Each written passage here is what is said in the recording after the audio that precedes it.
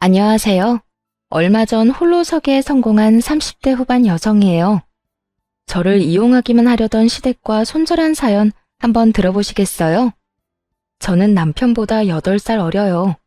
그리고 그 이후로 결혼 전 시모가 결혼을 반대했었죠. 웃긴 건 그때 당시 제 나이가 20대 후반이었다는 거예요. 절대 어린 나이가 아닌데 그래도 시모는 결혼을 반대하더군요. 그리고 시모도 시부와 10살이나 차이가 나는데 말이죠. 결혼을 안 했더라면 차라리 나았을 텐데 어쩌겠어요. 그때는 둘이 로미오와 줄리엣이라도 된 것 같은 기분이었거든요. 반대하면 더 타오른다더니 옛말 하나 틀린 거 하나 없더군요. 남편이 처음이자 마지막으로 한 번만 만나보라며 자기 부모님을 설득했고 결국 저는 시부모를 볼 수 있게 됐어요. 그래, 내 듣기로는 아버지께서 몇 해 전에 돌아가셨다고? 네, 제가 대학 들어가고 나서 암 때문에 입원하셨다가 결국 돌아가셨어요. 어머니께서 고생이 많으셨겠구나. 네, 일하시느라 바쁘셔서 자주 병원에 오지는 못하셨지만 아버지 돌아가실 때까지 병간호하면서 어머니도 도와드렸어요. 그러자 입 꾹 다물고 아무 말 안 하던 시모가 갑자기 끼어들어 묻더군요. 네가 아버지 병간호를 다 했다고? 암이라고 해도 연명치료로 꽤 오랫동안 병원에 계셨을 텐데 얼마 동안 병간호 해드린 거야?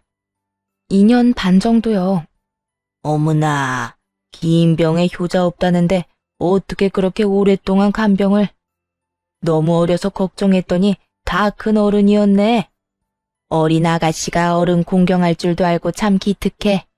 그런 것도 모르고 나는 여태까지 철없는 어린애라고만 생각했어. 앞으로 자주 놀러와요. 이렇게 참한 아가씨라면 괜찮겠네. 이야기를 나누는 사이에 시모는 급격히 태도를 변경한 느낌이었어요. 친정아버지 병시 중을 오래 들었다는 말에 어른을 잘 모시는 것처럼 보였나 봐요. 아버지 아프셨을 때는 제가 대학생이라 시간이 많이 남았었거든요. 그리고 저 말고 시간 뺄 수 있는 사람도 없었고요. 만약 일하고 있었다면 병간호를 못 해드렸을 수도 있겠죠. 그렇지만 그 일을 통해 시모에게 인정받게 되어 잘 됐다고 생각했어요. 그렇게 가까스로 시댁의 인정을 받고 당당히 결혼을 할 수 있었죠. 시모의 결혼식 낙에 어떤 꿍꿍이가 숨어 있다는 것도 모르고요. 그때는 그저 어른들 잘 모시면 되겠지 하며 편하게 생각했던 것 같아요. 그렇게 결혼을 하고 나이가 많은 남편 때문에 이세를 좀 빠르게 갖기로 했어요. 그런데 생각보다 자연 임신이 잘 안 되더군요. 제 나이가 많은 편이 아닌데 임신이 잘 안 되니 가족들은 걱정하기 시작했어요. 게다가 결혼 후 3년 차에 난임병원을 찾으려고 했는데 그 계획도 무산돼 버렸어요. 시부가 뇌졸중으로 쓰러졌다는 연락을 받았거든요. 산부인과 예약을 취소하고 급히 시부가 있는 병원으로 달려갔죠. 남편은 의사와 간호사에게 붙들려 시부 상태에 대한 이야기를 듣고 있었어요. 그러던 중 시모가 다가와서 그러더군요. 아가, 네 시아버지 뇌졸중으로 실려온 거야. 당분간 입원해 있어야 하고 병원에서 통합 간병인지 뭔지를 해준다는데 네 시아버지가 워낙 깔끔한 성미잖니. 바로바로 원하는 거 안 해주면 짜증내고 기분도 많이 안 좋아질 텐데 걱정이다. 나는 늙어서 힘도 없고 아는 것도 없으니 의지가 안 될 거고. 그러니 네가 시아버지 병수발 좀 들 수 있겠니? 아버님 태어나시고 나서요? 아니, 태어나려면 아직 한참 멀었어. 그 전에 병원에서 돌봐줄 사람이 필요해. 더 할 필요는 없고 딱 네 아버지 병간호했던 것만큼만 하면 돼. 아, 그러면 일 끝나고 와서 저녁에 봐드리면 될까요? 저녁에? 제대로 병간호하려면 일 그만둬야지. 저녁에만 필요한 거면 뭐하러 너한테 부탁하겠니? 그러니까 잘 좀 부탁한다. 네가 해본 적 있다니 이렇게 부탁하는 거야. 일을 그만두라고요? 그건 남편이랑 상의해봐야 할 것 같아요. 저희 결혼하면서 집 산다고 지금 대출금도 많이 남았고요. 당장 일을 그만두면 수입이 확 줄어서 큰일인데. 예. 네 남편이 그 정도 능력도 없겠니? 아버지가 아픈데 돈 때문에 뭐라 하진 않겠지. 그럼 일 언제부터 그만둘지 알아보고 연락다오. 최대한 빨리 그만두고 간호 좀 해드려. 벌써부터 짜증을 내서 큰일이야. 시모는 제가 무조건 병수발을 들 거라는 생각을 하고 있더군요. 마음이 참 착잡했어요. 애를 가지려면 병원을 꼬박꼬박 다녀야 하는데 시부 병수발을 들라니. 매일매일 병수발을 들다 보면 2세 계획은 무산되고 애 없이 몇 년을 더 있어야 할 테니까요. 게다가 중간에 애가 생겨도 문제였죠. 임신했다고 병수발을 들게 하지 않으리라는 보장도 없잖아요. 혼자 아무리 고민해봐야 답은 안 나오니 일단 남편에게 말해보기로 했어요. 오빠, 어머님이 나더러 아버님 병간호하래. 내가 경험이 있으니까 부탁하신 것 같은데 우리 2세 계획은 좀 미뤄질 것 같은데 괜찮아? 괜찮지. 근데 정말로 아버지 병간호 해주려고? 너무 고맙다 진짜. 이렇게 착한 와이프 얻은 것도 복이지. 엄마는 나한테 고마워야 한다니까. 요즘 세상에 누가 시아버지 간병을 해? 근데 어머님께서 일 그만두고 아버님 병수발 들라고 하셔. 둘이 벌어도 생활비 많이 빠듯한데 어머님은 하루 종일 봐주길 원하시더라고. 뭐?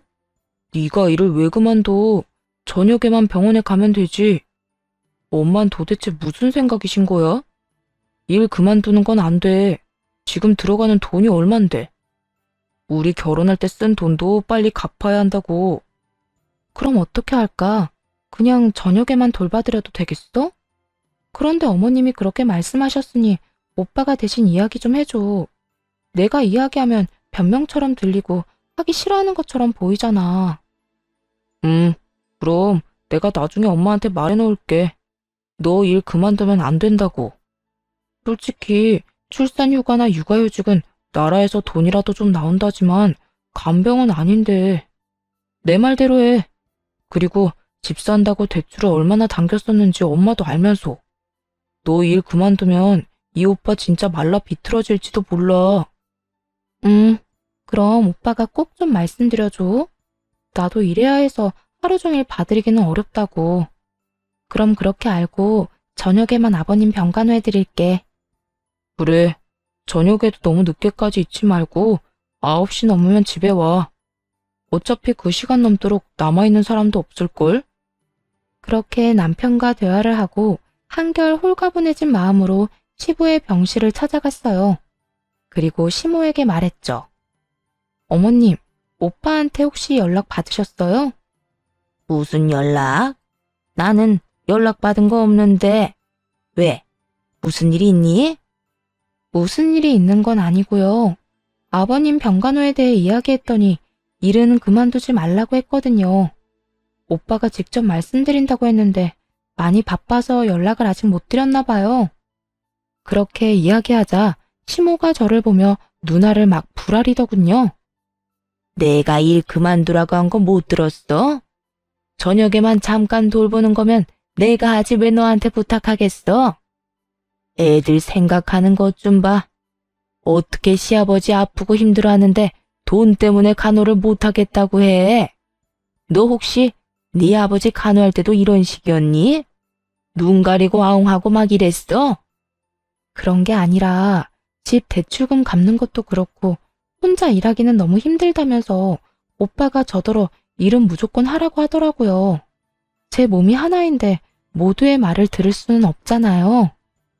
넌 그 정도도 남편한테 말 못하니? 네가 먼저 일 그만두고 병간호하겠다고 했으면 아들이 좋아하면서 하라고 했겠지. 그런데 네가 하기 싫어하는 모습을 보였으니까 아들도 하지 말라는 거겠지. 솔직히 정말 화가 났어요. 왜 그런 소리를 들어야 하나 싶더군요. 그래도 꾹 참고 웃으며 시모에게 말했어요. 어머님, 그러면 오빠한테 말 좀 해주세요. 오빠가 제 말은 안 듣더라고요. 지금 전화해서 이야기해 주시면 될 것 같아요. 내가 왜 그런 말을 해? 네가 남편 설득해서 일 그만두고 여기 와야지. 내 아들이랑 이야기해야 하는 건 너야.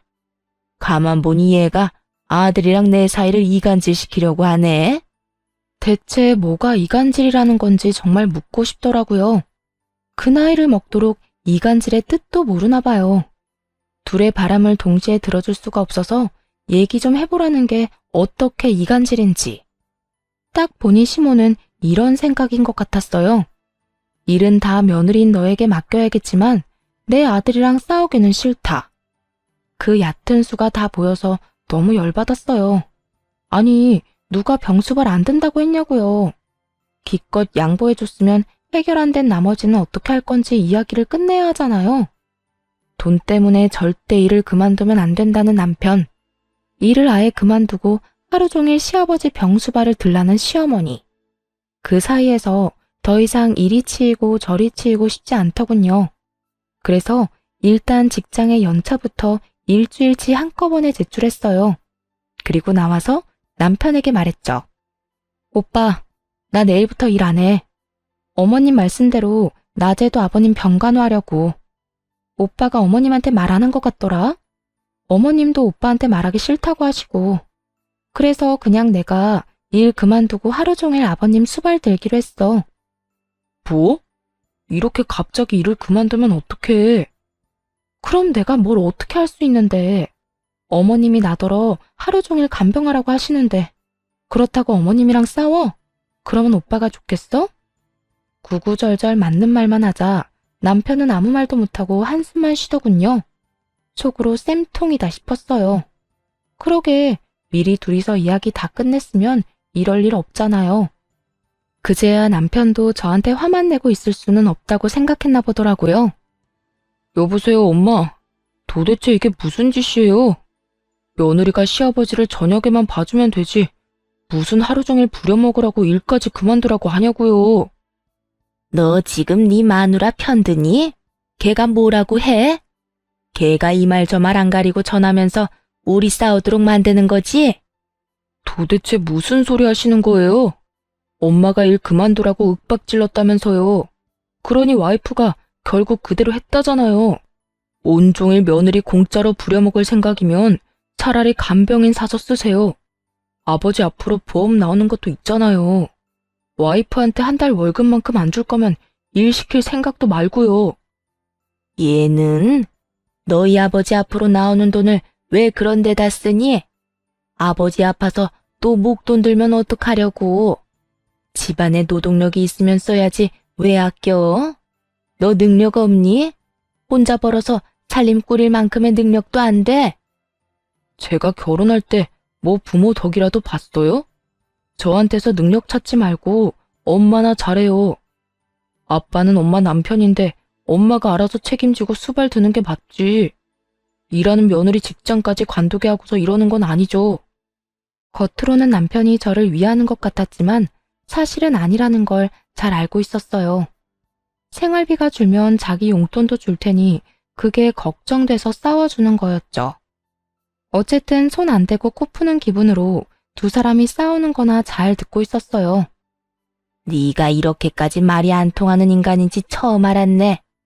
어떻게 네 아버지가 아픈데 생판 모르는 남을 간병인으로 쓰라고 할 수가 있어? 그것도 아버지 보험금으로. 아버지가 아플 때를 대비해서 들어놓은 보험이잖아요. 이럴 때 안 쓰면 언제 써요? 엄마야말로 공짜로 며느리 막 가져다 쓰지 마세요. 저녁에 잠깐 가서 봐준다는 것도 겨우 시간 내는 거였는데. 남편은 정말로 자기 혼자 외벌이 할까봐 걱정됐는지 적극적으로 나서더군요.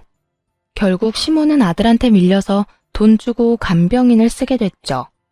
그리고 싸우다가 의가 상했는지 저녁에도 병간호하러 오지 말라고 하더군요. 결과적으로는 매우 잘 된 거죠. 그렇게 저는 직장도 지켰고 시부 간병도 안 하게 됐어요. 시부는 1년 정도 입원해 있다가 퇴원했어요. 그 1년 동안은 재활치료할 겸 요양병원으로 옮겨가고 있었고요. 뇌졸중 걸린 분들 특유의 걸음걸이로 걷게 되셨지만 심한 정도는 아니었어요. 집으로 와서는 시모가 시부 수발을 들었어요. 그때도 시모가 대신 수발을 들어달라고 했는데 남편이 사전에 거절했거든요. 그런데 잘 지내는 듯 했던 시부가 3년 만에 다시 입원하게 됐어요. 또다시 뇌졸중으로 이번에는 반대쪽 뇌에 문제가 생겼다더군요. 안타까운 소식에 적극적으로 병간호에 나서기로 결정했죠. 그 사이 남편이 승진을 해서 월급도 올랐고 저는 파트타임으로 시간을 줄여서 일하고 있었거든요. 오전에만 일을 하니 오후부터 저녁에는 시간을 충분히 낼 수 있었어요. 그렇게 하겠다고 전했는데 시모는 고마움의 표시를 전혀 하지 않더군요. 마치 당연한 일을 한다는 듯이 말이죠. 그리고 시부를 저에게 맡겨두고는 병원에 와보지도 않았어요. 그래도 오전에는 시모가 와 있을 줄 알았는데 아예 발걸음조차 안 하더군요. 그렇게 저 혼자만 시부 간병하고 의료진 이야기를 듣고 시부에게 필요한 것들을 준비하는 나날이었어요. 게다가 남편도 많이 바쁜지 매일같이 야근하고 병문안도 제대로 오질 못하더라고요. 그 상태로 2달 정도 흘렀는데 어느 날부터 시모가 함께 간병하기 시작하더군요. 뭐 힘쓰는 일은 제 몫이었고 시모는 그냥 의료진 말 정도만 듣긴 했지만요. 문제는 시모가 사람을 괴롭게 만든다는 거였어요. 예, 이거 좀 문제 있어 보이지 않니? 가서 간호사한테 이야기하고 오너라. 그리고 이게 뭐야? 옆에 좀 치우고 살아. 무슨 서랍에 네 물건만 한가득하니? 이렇게 사사건건 짜증을 마구 냈죠. 하루는 집에 잠깐 갔다 와야 할 일이 있어서 시모에게 말했거든요. 어머님, 저 잠깐 집에 다녀와야 하는데 아버님 잠깐만 봐주세요. 한 30분이면 돼요. 그날은 사실 남편 생일이라 남편이 오기 전에 미역국이라도 만들어두려고 했어요. 남편이 야근을 한다길래 저녁 시간 맞춰서 집에 잠깐 가려고 했는데 시모가 갑자기 저를 붙잡더군요. 집에는 갑자기 왜 가니? 여기 지금 할 일 안 끝난 거 안 보여? 어머님, 오늘 그이 생일인데 야근한대요. 미역국이라도 먹여야죠. 아침에 제가 일찍 출근하는 바람에 미역국도 못하고 나왔거든요. 참나, 지가 알아서 사 먹었겠지. 한 번쯤 안 먹어도 큰일 안 생긴다. 오늘 너희 시아버지 심기가 불편해 보이니까 저녁까지 있다가 가. 걱정되면 내가 아들한테 전화해주마. 다 큰 놈이 미역국 정도는 알아서 먹겠지. 시모의 말에 좀 의아해졌어요. 생일에 미역국 못 먹으면 마치 인생 말아먹는 것처럼 굴던 사람이 바로 시모거든요. 그런 사람이 아무렇지 않게 이런 말을 하다니. 솔직히 이해가 안 갔습니다. 그런데 이상한 건 그뿐만이 아니었어요. 그 뒤로도 어쩌다 저녁에 집으로 가려고 하면 꼭 못 가게 하더라고요. 이상하다 싶어서 하루는 시모가 없는 틈에 간호사에게 말해두고 집으로 향했어요.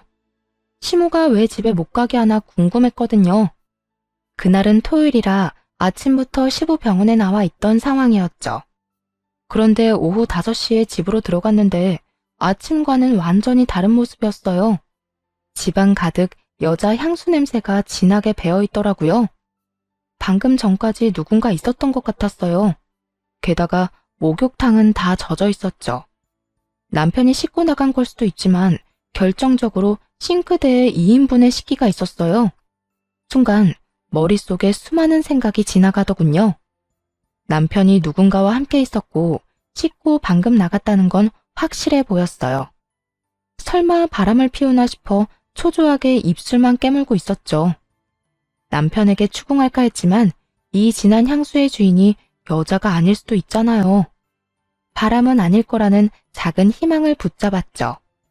그래도 혹시 모르니 그날 저녁 인터넷으로 녹음기를 여러 개 샀어요.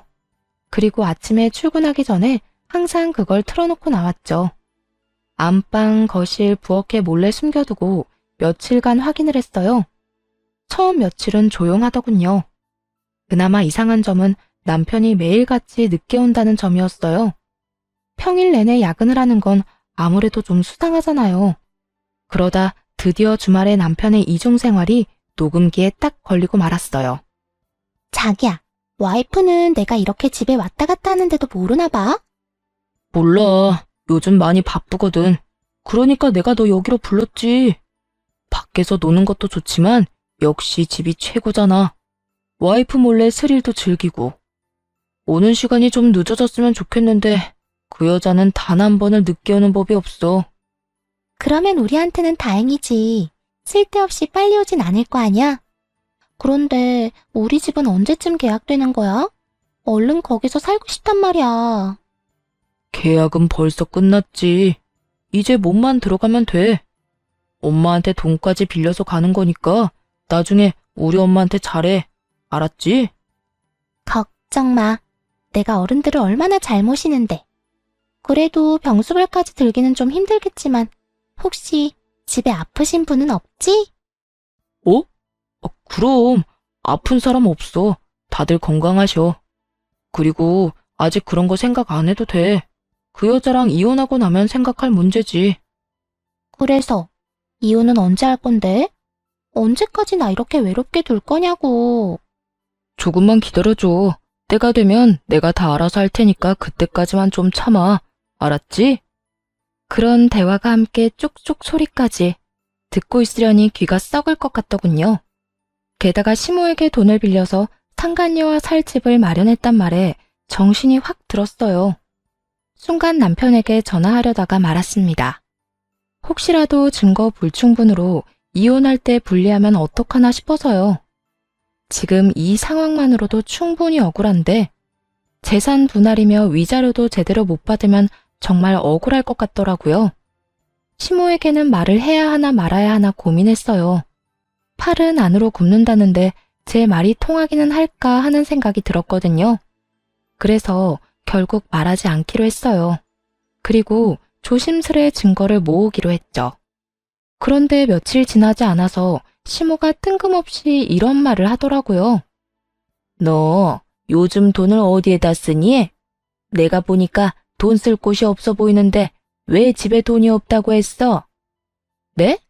그게 무슨 말씀이세요? 아니, 너 네 남편한테 돈이 부족하다고 나한테 돈 좀 빌리라고 말했다면서. 설마 시아버지 병수발 하는데 돈 안 줬다고 그러는 건 아니지? 그렇게 말하며 시모가 눈을 새초롬하게 떠 흘겨보더군요. 그제야 남편과 상간녀가 나눈 대화가 떠올랐어요. 시모에게 돈을 받아 둘이서 살 집을 샀다는 그 대화 말이에요. 그러자 저도 모르게 화가 확 치밀었죠. 너 남의 돈 그렇게 함부로 가져가는 거 아니다. 가족끼리 이런 말 하긴 좀 그런데 매달 꼬박꼬박 갚아줬으면 좋겠어. 아들이 나중에 한꺼번에 갚아준다고 했는데 그게 마음처럼 되겠니? 차라리 매달 조금씩이라도 돌려받는 게 마음 편하지. 혹시 돈이 없으면 친정에서 빌려서라도 갚아라. 알았니? 그 말을 듣는데 진짜 한 소리 퍼붓고 싶더라고요. 내가 그걸 왜 갚냐고요. 지금 바람난 남편놈 두고 시부 병수발 들고 있는 이 현실만으로도 열받아 죽겠는데 솔직히 이때는 증거고 뭐고 다 때려치우고 떠나고 싶은 마음뿐이었어요. 꾹 참은 보람이 있는지 남편 뒷조사를 통해 분류는 제대로 잡을 수 있었어요. 상간녀는 같은 회사 직원이었더라고요. 그런데 녹음기에 남겨진 남편과 시모의 대화가 정말 충격적이었어요. 야, 너 이제 나한테 네 마누라 잡아두라고 시키지 마라. 그년이 눈치가 빨라서 이제 둘러댈 것도 없어. 엄마, 조금만 더 부탁해요. 조금 있으면 나도 그런 부탁할 일 없어요. 아니 근데 진짜로 너 안 들킨 거 맞니? 요새 걔 표정이 안 좋던데. 너 바람난 거 들키면 네 마누라가 시아버지 간호한다고 하겠어? 지금 당장 때려치우고 나가겠지. 아직 열심히 간호하고 있는 거 보면 모른다니까. 어차피 아버지 돌아가시면 그 여자 필요도 없어질 텐데 그때 돼서 이혼하자고 하면 지가 뭐 어쩌겠어요. 그러니까 좀만 참아요. 엄마도 편하고 좋잖아. 두 사람이 같이 짠 거였더라고요. 남편놈은 외도 숨기려고 시모 이용했고 시모는 시부 간병 안 하려고 남편 도와 저를 붙잡아 둔 거고 둘 다 그나물의 그 밥처럼 폭삭 상한 인간들이었죠. 며칠 후 남편에게 아무 이유도 되지 않고 이혼하자고 말했죠. 증거를 들고 있으면서도 상간녀 이야기는 꺼내지도 않았어요. 왜냐고요? 그래야 남편놈도 뒤통수 맞은 제 기분에 반이라도 느낄 테니까요. 갑자기 무슨 이혼이야? 왜 그러는데? 아버지 병수발 드는 게 힘들어? 그러면 이달까지만 하고 그만둬도 돼. 이달 말이면 집 공사라도 끝나는 모양인가 보더군요. 그러니 우리 집을 외도 장소로 이용할 필요도 없을 것이고요. 대답도 안 하자 남편이 답답한 듯 캐묻더군요. 진짜 이럴 거야? 대답 좀 해봐. 왜 이혼하자는 건데? 당신이 생각해봐. 내가 왜 이혼하고 싶은 건지. 그렇게 말하니 더 미칠 것 같았나 봐요. 그러거나 말거나 남편 놈은 놔두고 그 다음날 바로 변호사 선임부터 했어요. 그리고 이혼 소송을 진행하기로 했죠. 변호사 선임한 날부터 당연히 시부 병간호는 하러 가지 않았어요. 발길을 뚝 끊었더니 시모에게서 전화가 오더군요. 전화를 받을 생각도 없었지만 사실 전화를 받을 수가 없는 상황이었어요. 왜냐하면 상간녀를 만나야 했거든요. 남편을 시부에게로 보내놓고 상간녀를 만나 잠깐 이야기하자며 카페로 갔어요. 남편과 같은 회사를 다니는 건 알고 있었으니 그 앞에서 기다렸죠. 그 여자는 상간녀 주제 상당히 당당하더군요. 그래서 무슨 일로 찾으셨어요? 저희가 사귀는 사이인 건 이미 아시는 것 같은데 할 말 있으면 그이랑 하세요. 저는 할 말 없으니까. 죄송한데 남편이랑은 얘기가 안 통해서 여기 온 거예요. 당신한테 말하는 게 더 빠를 것 같아서. 헤어져라 이딴 소리 할 거면 그냥 가세요. 우리는 안 헤어져요. 그 사람이 나 좋다고 결혼까지 하자는데 우리가 왜 헤어져요? 그러니까 이상하잖아요.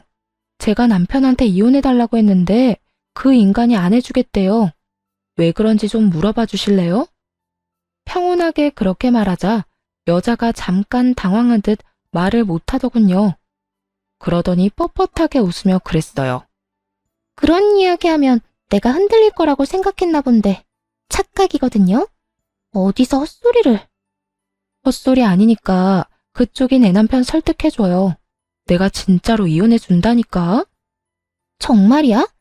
거짓말인데 나한테 이러는 거면. 진짜로 맹세코 이혼해준다니까요? 아니면 녹음이라도 할래요? 증거로 쓸 수 있게. 내가 그 사람이랑 이혼하길 원한다는 증거 필요하잖아요. 좋아요. 그럼 녹음해요. 그 사람이랑 나 갈라놓지 말고 조용히 헤어져 주는 걸로. 솔직히 우리가 떳떳한 사이는 아니지만 그렇다고 사랑도 안 하는 그쪽이랑 계속 사는 건 또 아니잖아요. 서로 좋아하는 사람이랑 살아야지. 그러니까요. 살다 남편 불륜으로 이혼하게 될 줄은 상상도 못했네. 어쨌든 그쪽이 당장 이혼할 수 있도록 남편 설득 한번 시켜줘 봐요.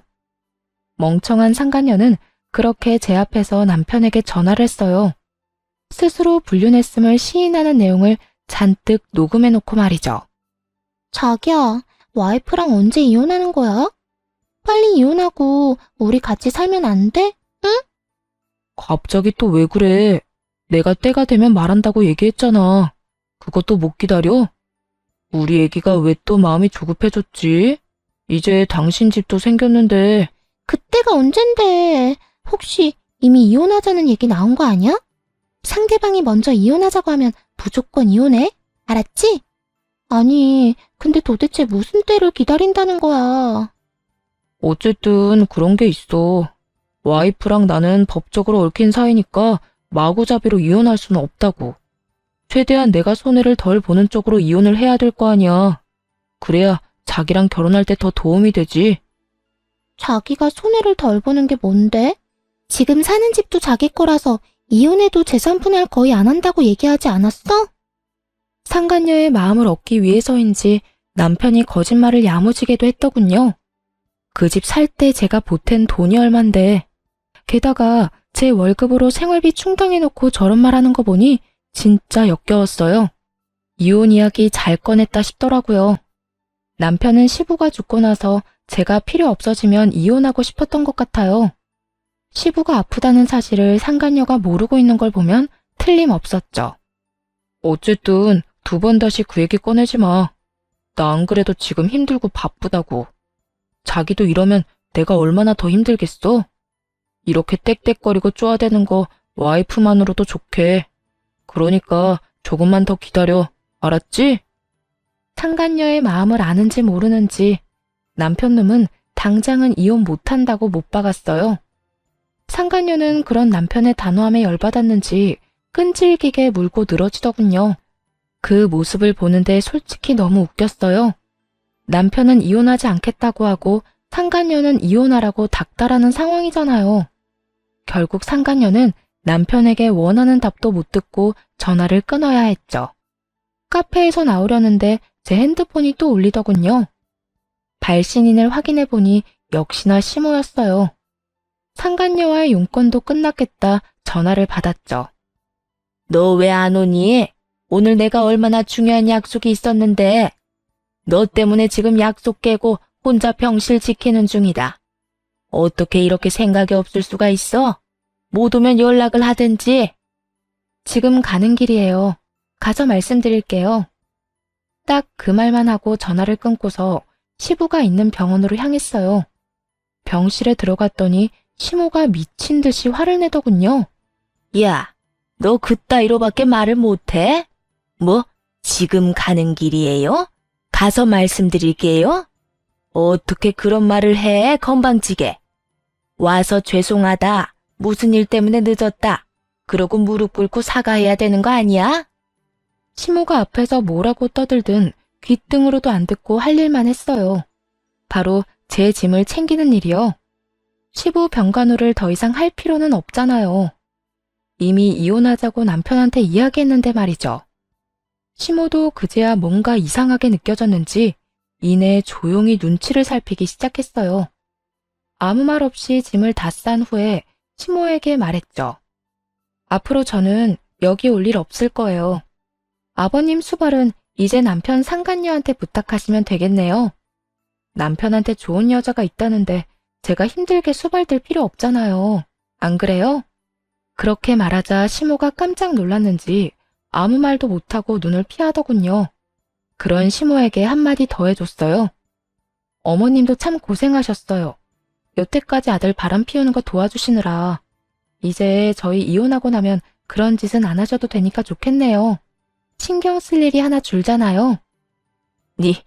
네가 무슨 말을 하는 건지 난 잘 모르겠구나. 그런데 너희 이혼하기로 했니? 나한테 빌려간 돈은 어떡하고? 그 돈 갚기 전에는 이혼 못한다. 다시 돌려줄 때까지 절대로 허락 못해. 아, 그 돈이요? 남편이 어디 썼는지 잘 알 거예요. 저도 들은 적만 있는데 아마 상간녀 집 사주는 데 썼을걸요? 그러니까 돈 받고 싶으시면 상간녀한테 가서 달라고 하세요. 원하시면 제 금융기록 다 까봐도 상관없고요. 그 이야기를 듣자마자 시모가 노발대발하더군요. 미친놈이 그 돈을 상간녀한테 줬다고? 나한테는 분명히 네가 필요해서 가져간다고 했는데. 그러더니 곧바로 남편에게 전화를 하더군요. 너 어디야? 당장 네 아버지 병원으로 튀어와. 왜 그래요? 안 그래도 병원 앞이에요. 연락을 안 받았더니 남편도 마침 이 병원으로 저를 찾으러 왔더군요. 야 이놈아, 너 내 돈 어쨌어? 그 돈 상간녀한테 줬다는 게 진짜야? 너 그년한테 얼마나 줬어? 엄마, 미쳤어? 갑자기 무슨 상관녀야? 와이프가 오해하잖아요. 무슨 착각하고 그런 말 하는지 모르겠는데 그만 좀 해요. 시모의 말에 남편놈이 기겁을 하며 자기를 두들겨대는 시모를 떼어내더군요. 이제 와서 네 마누라한테 들킬까봐 걱정이냐? 이놈아, 이미 다 알고 있어. 네 상간녀가 내 돈 가져간 것까지 알고 있더라. 너 도대체 뭐 하고 다닌 거야? 내 돈 받을 수 있는 건 맞아? 그러자 시모보다 더 절박한 표정으로 남편이 저를 바라보며 말했어요. 여보, 아니야. 당신이 오해하고 있는 거야. 내가 다 설명할 수 있어. 나는 오해하고 있는 거 하나도 없어. 그러니까 앞으로 당신 아버지 병간호는 상간녀나 시켜. 사랑하는 남자 아버지니까 그 수발도 다 들겠지. 예비 시어머니한테 빌려간 돈도 다시 돌려줄 테고. 지금 안 보여? 어머님 돈 못 받으실까봐 눈에 핏발 선 거. 꼭 돌려주라고 전해줘. 그렇게 말하자 시모는 새삼 또 열받았는지 남편놈 멱살을 붙들고 소리치더군요. 너 당장 내 돈 가져와. 아니면 네가 매달 이자까지 쳐서 갚든지. 무려 7천만 원이나 처먹고 입을 싹 닫아? 네가 아들놈이야? 여자한테 미쳐가지고 엄마를 속여? 아, 진짜. 그만 좀 하라고요. 지금 이대로 와이프 보내면 꼼짝없이 이혼이잖아요. 여보, 잠깐만. 저를 붙잡으려는 남편을 시모가 붙들고 아주 난리도 아니었어요. 그런 두 사람을 뒤로하고 집으로 돌아와 짐을 챙겨 나왔죠. 소장도 날아갔는지 그 뒤로 남편이 전화하고 난리 났더군요. 사실 상간녀에게 보낸 소장이 무슨 이유에서인지 한번 반송됐거든요. 그래서 다음에는 회사로 소장을 보내버렸더니 결국 소문이 다 난 거죠. 미혼인 여자가 위자료 소장 받았는데 그 이유가 뭐겠어요? 평소 남편이랑 친하게 지냈기에 사람들 입에서 입으로 아름아름 퍼져나가며 결국 회사 전체에 소문이 나버렸대요. 남편놈이 제발 만나서 이야기하자길래 상간녀한테도 연락해서 나오라고 했어요. 셋이 만나 깔끔하게 단판 짓는 게 낫다고 생각했거든요. 여보, 진짜로 그런 거 아니야. 불륜이라니. 발뺌을 하시겠다. 이거 보세요. 이미 당신 상간녀가 바람난 거 시인했고 녹음까지 다 해놨어. 증거자료 한번 들어볼래? 상간녀 음성이 녹음된 파일을 들려주니 남편놈이 이를 꽉 깨물더군요. 그러고는 너무 열받았는지 마침 이쪽으로 오던 상간녀에게 소리를 꽥 질렀어요. 너 미쳤어? 어? 바보 천치가 아닌 이상 네가 유부남이랑 만난 걸 인정하는 녹음을 왜 해? 당연히 이 여자가 이혼해준다고 하니까 그랬지. 아니, 자기야말로 이게 나한테 화낼 일이야? 언제는 이혼하고 나랑 살고 싶다며. 그런데 이제 와서 화내는 거 보니까 이혼 진짜로 하기 싫었나 봐. 아니, 자기야, 그게 아니라. 이 쓰레기야, 내가 장난감처럼 보여? 너 그 집도 온전히 네 거 아니라며? 또 너네 엄마가 집안에 아픈 사람 있어서 병수발까지 들어야 한다고 하더라? 회사에도 소문 다 나서 지금 열받아 죽겠는데. 헤어져. 나 이런 식으로 너랑 만날 생각 없어. 자기야, 잠깐만 있어봐. 내 말 좀 들어보라고. 야, 너 내가 준 돈은 돌려줘야 할 거 아니야? 이 미친놈아. 그 돈은 내 위자료야. 너한테 돌려줄 필요 없다고. 너 같은 사기꾼한테 당한 거 생각하면 그것도 싼 거지. 상간녀와 사이가 틀어지는 바람에 남편 놈은 그쪽을 달래느라 정신이 없었어요. 하긴 저하고는 이미 법적으로 정리가 되어가고 있었으니까요. 남편 입장에서는 저쪽이라도 건져야 자기 살구멍이 보이지 않았겠어요? 그렇게 저와 남편은 이혼하게 됐어요. 당연히 남편의 불륜, 시부를 모시던 제 상황 등이 참작되어 제게 유리하게 끝났죠. 그런데 판결이 나고 전 시모가 친정까지 저를 찾아왔더군요. 얘야, 이제 그 여자랑 우리 아들 헤어졌어. 그러니까 다시 제자리로 돌아오거라, 응? 우리 아들 혼자서 힘들어하는 거 보니 내가 더 힘들구나. 너도 어차피 이혼하고 힘들지 않니? 우리가 앞으로 너 하고 싶은 대로 다 하게 해줄 테니. 아주머니, 저는 다시 돌아갈 생각 추호도 없어요. 두 사람이 한 행동이 괘씸해서 싫어요. 마누라한테 대리호도 시켜놓고 바람 피운 놈이나 그런 놈도 아들이라고 며느리 속인 아주머니나 똑같은 쓰레기인데 제가 왜 다시 쓰레기통에 다시 들어가요? 안 그래요? 너 지금 우리한테 쓰레기라고 했어? 그럼 쓰레기가 아니면 뭐예요? 인간이라고 하기엔 한 짓이 너무 더럽잖아요. 저한테 이런 취급 계속 받고 싶은 거 아니면 앞으로 찾아오지 마세요. 결국 전 시모는 좋은 소리 하나도 못 듣고 쫓겨나듯 나갔어요. 정말 괘씸하기 짝이 없었어요. 사람을 한껏 기만해놓고 이제 와서 다시 돌아오라뇨? 제대로 용서를 구한 적도 없으면서 그저 자기들이 힘들어서 찾아왔으면서 이혼하고 나서 전 남편이 힘든 상황에 처한 건 맞아요. 아니, 자기가 뿌린 대로 거둔 상황이죠. 저한테 재산 분할해주고 위자료까지 줘야 해서 살고 있던 집도 팔아야 했고 상간녀와는 싸우고 헤어지는 바람에 그쪽 집으로도 돌아갈 수 없게 됐거든요. 그러니 결국에는 자기 부모님 댁으로 비집고 들어갔다고 하더군요. 게다가 전 시모는 병수발 들어주던 며느리 잃고 아들에게 빌려준 돈도 못 받았어요. 상간녀가 집을 팔긴 했지만 그 돈을 상간녀 위자료로 저한테 줬다고 하더라고요. 상간녀는 자기 돈으로는 절대 줄 생각 없다고 말했다고 하고요. 전 남편에게는 그게 말도 안 되는 일이었나 봐요. 헤어졌으니까 상간녀 위자료는 네가 내라며 상간녀를 엄청 쫓아다녔다고 하더군요. 그렇게 죽고 못 살 것처럼 사랑하더니 한순간에 죽일 것 같은 원수지간이 된 게 웃기지도 않았어요. 저딴 가벼운 사랑 때문에 제 인생이 망가지다니 조금 씁쓸하기도 했어요. 얼마 전에 전 시부가 입원한 병원에 간 적이 있어요. 가까운 지인 한 분이 입원하게 돼서 병문안을 하러요. 그런데 하필 전 시부 병실과 가까웠는지 안에서 얘기하는 소리가 다 들리더군요. 전 시모와 전 남편 목소리였어요. 너 내 돈 언제 갚을 거냐? 능력도 없는 놈이 개집질하다가 이혼당하고 돈까지 날려? 너를 믿은 내가 바보지. 그 돈이 어떤 돈인데? 내 노후자금 탈탈 털어서 상간녀한테 갖다 바친 네 놈이 제일 나빠 이놈아. 그러는 엄마는 뭐 잘한 거 있어? 아버지 병수발 들어야 하는 건 왜 그 여자한테 미리 말해가지고. 그 여자랑 헤어졌으니까 그 돈을 못 받은 거지.